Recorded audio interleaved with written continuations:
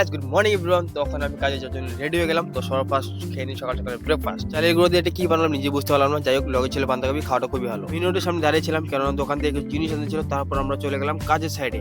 কাজে এখানে এসে বসে আছে কেননা এখানে গেটটা লক করা আছে। তো মালিক আসবে, গেটটা খুলবে, তারপরে শুরু হয়ে যাবে আমাদের কাজ। গেটটা খোলার সাথে সাথে দেখতে পেলাম সুন্দর একটা ভিউ পয়েন্ট। তখন সুন্দর মতো লেগে পড়ে আমাদের নিজের কাজে। কাজ হয়ে গেলে ফাইনালি, তো আর অল্প কাজ বাকি আছে। তো দুপুরে গেলে ওখানে যাই, দুপুরে খাওয়া দাওয়া করতে, তারপর পেয়ে যাবো ঘরে। আমার বেশি কাজও নেই এখানে।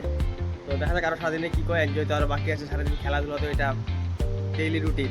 দুপুরে খাওয়া দাওয়া খুবই ভালো ছিল। হয়তো আজকে খেলাধুলা নাও হতে পারে কেননা মনটা খুবই খারাপ আছে। আজকে বেশি কাজ করলাম না, বেরিয়ে গেলাম ফটোফট কেননা শরীরটা খুব খারাপ আর মনটা তো বেশিই খারাপ।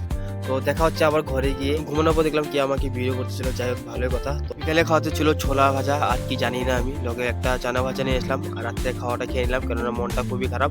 তারপর মা বাবা একটু কিছু ঝগড়া হচ্ছিল, আমি দেখলাম এনজয় দিলাম। লগে আমাকে একটু গালি দিয়ে দিল। তো ভিডিও যদি ভালো লাগে একটা সাবস্ক্রাইব একটা শেয়ার করে লাইক করে দিবেন। Bye bye.